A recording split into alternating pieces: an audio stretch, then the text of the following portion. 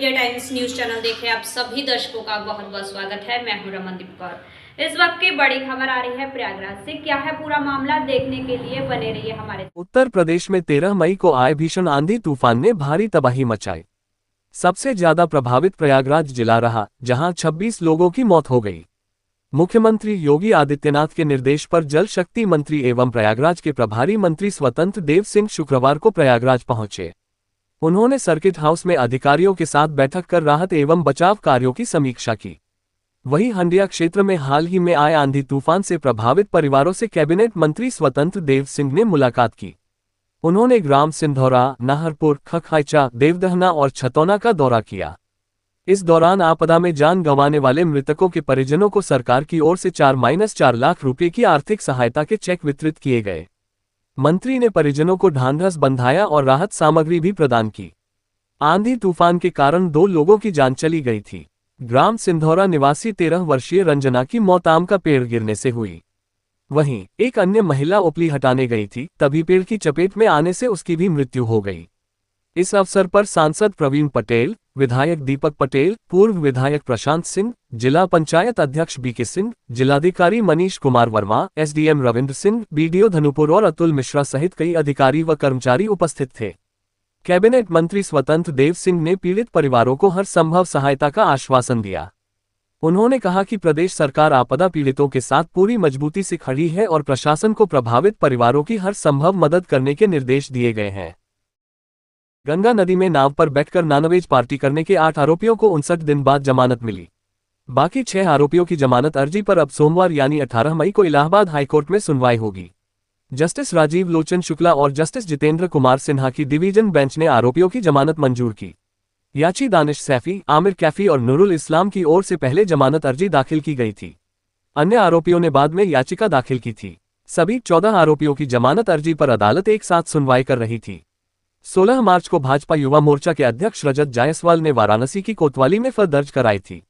Police ने 16 मार्च को ही इफ्तार party करने वाले 14 आरोपियों को गिरफ्तार किया गया था।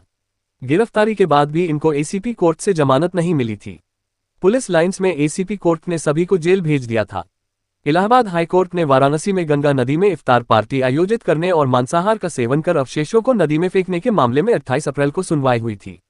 सुनवाई के दौरान कोर्ट में पुलिस ने बताया था कि 15 मार्च को रोजेदारों ने नाविक का अपहरण किया, फिर नाव हाईजैक कर इफ्तार पार्टी की। युवकों ने नाविक को धमकाकर बीच गंगा में नाव चलवाई थी। पार्टी के दौरान भी नाविक ने रोक टोक की, लेकिन युवकों ने उसकी बात नहीं सुनी। इसके अलावा इस इफ्तार पार्टी के फोटो वीडियो बनाने का मतलब बनारस ही नहीं, देश दुनिया को नया संदेश देना था। इससे पहले काशी में ऐसा रोजा इफ्तार कभी नहीं किया गया।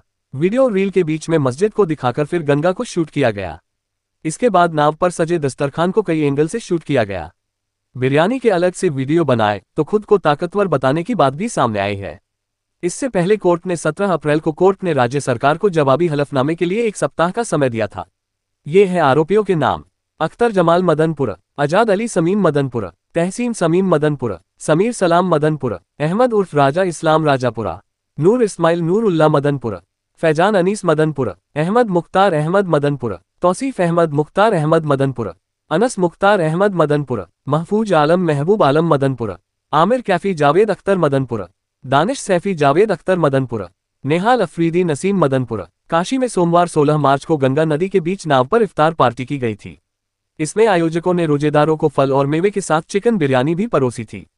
इफ्तार पार्टी का वीडियो बनाकर सोशल मीडिया पर अपलोड कर दिया था। वीडियो सोशल मीडिया पर शेयर होने लगा तो हिंदूवादी संगठनों की नजर पड़ी। वीडियो में चिकन बिरयानी की बात सामने आते ही भाजपा और हिंदूवादी संगठन भड़क गए।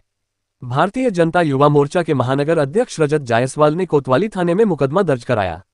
इसके 8 घंटे के भीतर पुलिस ने 14 लोगों को गिरफ्तार कर लिया था। इलाहाबाद हाईकोर्ट से शंकराचार्य स्वामी अविमुक्तेश्वरानंद को बड़ी राहत मिली है। हाईकोर्ट ने स्वामी अविमुक्तेश्वरानंद के खिलाफ दाखिल अवमानना याचिका खारिज कर दी। अग्रिम जमानत की शर्तों के उल्लंघन का आरोप लगाकर आशुतोष महाराज ने हाईकोर्ट में अवमानना याचिका दाखिल की थी। हाईकोर्ट ने याचिका पर सुनवाई करते हुए कहा, अवमानना का मामला नहीं बनता है। कोर्ट ने कहा, याची को जमानत रद्द करने के लिए याचिका दाखिल करने की छूट है। पॉक्सो के तहत दर्ज मामले में हाईकोर्ट से मिली अग्रिम जमानत की शर्तों के उल्लंघन का आरोप लगाकर याचिका दाखिल हुई थी। आशुतोष ब्रह्मचारी ने हाईकोर्ट में अवमानना याचिका दाखिल कर जमानत रद्द करने की मांग की थी। न्यायमूर्ति रोहित रंजन ने खुद को अलग किया था। इससे पहले 9 मई को इलाहाबाद हाईकोर्ट के जज ने शंकराचार्य केस से खुद को अलग कर लिया था। न्यायमूर्ति रोहित रंजन अग्रवाल ने अविमुक्तेश्वरानंद से जुड़े मामले को चीफ जस्टिस के पास भेजा था। उन्होंने इस केस की सुनवाई दूसरी बेंच से कराने का अनुरोध किया था। अब नई बेंच मामले की सुनवाई करेगी। दरअसल आशुतोष महाराज ने अविमुक्तेश्वरानंद और उनके शिष्य मुकुंदानंद पर कोर्ट की अवमानना का आरोप लगाया था। बटुकों के कथित मामले में आशुतोष महाराज ने ही अविमुक्तेश्वरानंद के खिलाफ दर्ज कराई थी। आशुतोष महाराज शामली के कांधला के प्राचीन शाकुम्भरी सिद्धपीठ से जुड़े हैं। अमेरिका इजरायल ईरान युद्ध के बाद जहां भारत में घरेलू गैस का संकट देखने को मिला था, वहीं अब बंगाल चुनाव के बाद देश के प्रधानमंत्री ने भारत की जनता को संबोधित करते हुए अपील किया था, ईंधन वाले वाहनों का प्रयोग कम करें, खाने के तेल में भी कमी करें और हो सके तो वर्क एट होम करें और सोने चांदी की 1 साल तक खरीदारी न करें। वहीं कल सर्राफा व्यापार में अचानक से सोने चांदी के दाम में वृद्धि होती है और आज सोने चांदी का दाम फिर से एक बार कम हो जाता है। मगर अब सर्राफा व्यापारियों में पीएम मोदी की अपील के बाद सर्राफा व्यापार पर संकट मंडराता उन्हें दिख रहा है। वहीं ज्वेलर्स एसोसिएशन के प्रेसिडेंट दिनेश सिंह का कहना है कि हमसे जुड़े बहुत सारे लोग हैं, कारीगर हैं, जिनका जीवन यापन किसी काम से होता है और प्रधानमंत्री ने जो अपील की है उससे कहीं ना कहीं अब व्यापार पर असर देखने को मिल रहा है। उन्हें कोई बीच का रास्ता निकालना चाहिए जिससे कि हमारा भी जीवन यापन हो सके। हुआ उसके बाद हर गैस के संकट दिखाई दिए, मगर अब जिस तरह से प्रधानमंत्री ने अपील करी है कि तेल कम इस्तेमाल करें और सोने चांदी ना खरीदें, इस तरह की अपील करी, किस तरह से देखते कितना असर पड़ रहा है अब आपके व्यापार पे, कितनी समस्या का सामना करना पड़ रहा है? देखिए, व्यापार में तो 50% का असर पड़ गया है और इन्होंने मोदी जी ने जो अभी 15% टैक्स बढ़ाया है वो ज्वेलर्स वालों के लिए बहुत ही बड़ी समस्या हो गई है और ये समस्या इतनी जटिल है कि इसको आने वाले समय में हो सकता है कि बहुत से दुकानदार लोग अपनी दुकानें बंद कर दें। पेट्रोल भी नहीं आ रहा है, डीजल भी नहीं आ रहा है, गैस की भी बहुत समस्या है और हम लोग के ट्रेड में गैस बहुत ज़रूरी रहती है। कारीगर लोग जुड़ाई करते हैं, उससे मरम्मत करते हैं, पॉलिश करते हैं, फिनिशिंग करते हैं, बहुत सी चीज़ें उससे जुड़ी हुई हैं।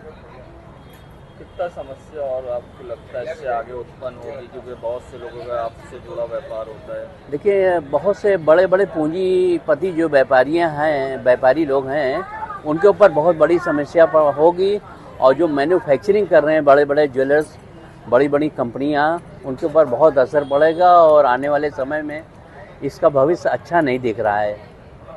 जो आज सोने चांदी का रेट घट गया है, हाँ, देखिए 15% जो सोने का रेट, मतलब इन्होंने जो 15% टैक्स बढ़ाया उससे एक बार की सोना चांदी बढ़ गया, फिर आज जो है नॉर्मल हो गया है। तो कुछ समझ में नहीं आ रहा है कौन सी नीति चल रही है सरकार, ये समझ के बाहर है। आने वाले समय में एक संकट ही है। Dinesh Kumar Singh, president jewellers association, Prayagraj. Prayagraj के महापौर गणेश केसरवानी ने शुक्रवार को ईंधन बचत और स्वदेशी अपनाने का संदेश देने के लिए साइकिल यात्रा निकाली। वे अपने कीरगंज स्थित आवास से सिविल लाइन स्थित नगर निगम कार्यालय तक 6 किलोमीटर साइकिल चलाकर पहुंचे। इस दौरान नगर निगम के कई पार्षद, कार्यकर्ता और अधिकारी भी उनके साथ मौजूद रहे। महापौर ने इस यात्रा के माध्यम से पर्यावरण संरक्षण, पेट्रोल डीजल की बचत और स्वस्थ जीवनशैली को बढ़ावा देने का संदेश दिया। रास्ते भर लोगों ने महापौर का स्वागत किया और उनके इस अभियान की सराहना की। महापौर केसरवानी ने कहा कि देश में वैश्विक संकट की घड़ी में प्रधानमंत्री नरेंद्र मोदी के राष्ट्र प्रथम कर्तव्य सर्वोपरि आह्वान को जन जन तक पहुंचाना उनका उद्देश्य है। उन्होंने जोर दिया कि देश को आत्मनिर्भर और मजबूत बनाने के लिए प्रत्येक नागरिक को अपनी जिम्मेदारी समझनी होगी। छोटे प्रयास भी राष्ट्र निर्माण में बड़ी भूमिका निभा सकते हैं। उन्होंने आगे कहा कि प्रधानमंत्री लगातार देशवासियों से स्वदेशी वस्तुओं को अपनाने और आत्मनिर्भर भारत के निर्माण में योगदान देने की अपील कर रहे हैं। विदेशी उत्पादों की अपेक्षा स्थानीय और स्वदेशी वस्तुओं का उपयोग करने से देश की अर्थव्यवस्था मजबूत होगी, जिससे छोटे व्यापारियों, किसानों और उद्यमियों को सीधा लाभ मिलेगा। महापौर ने कहा कि वर्तमान समय में हर नागरिक का दायित्व है कि वह राष्ट्रहित को सर्वोपरि रखे। ईंधन की बचत, सार्वजनिक परिवहन का अधिक उपयोग और पर्यावरण संरक्षण जैसे विषय केवल सरकारी योजनाएं नहीं, बल्कि जनभागीदारी से सफल होने वाले अभियान हैं। उन्होंने लोगों से अपील की कि वे प्रधानमंत्री के संदेशों को अपने दैनिक जीवन में अपनाएं और आत्मनिर्भर भारत के निर्माण में सक्रिय भूमिका निभाएं। महापौर के अनुसार राष्ट्रहित में किया गया प्रत्येक छोटा प्रयास भारत को विश्व पटल पर और अधिक मजबूत बनाएगा।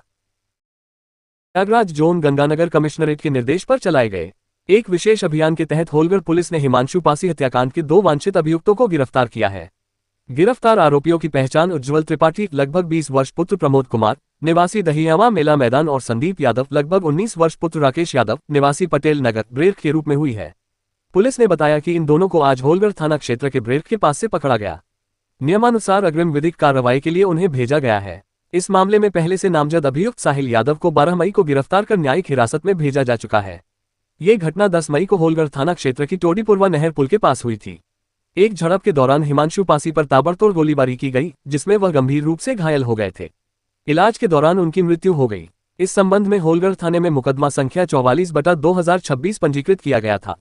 पूछताछ में आरोपियों ने बताया कि करीब 1 साल पहले साहिल यादव और मृतक हिमांशु के बीच मोटरसाइकिल भिड़ने को लेकर रंजिश शुरू हुई थी। इसी रंजिश को सुलझाने के लिए 10 मई को हिमांशु को बुलाया गया था।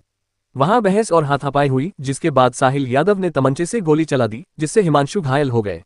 गिरफ्तार करने वाली पुलिस टीम में वरिष्ठ उपनिरीक्षक Virendra Pratap Singh, head constable Kamlesh Yadav, constable Nandkishor और रिक्रूट कांस्टेबल राहुल गोंड शामिल थे।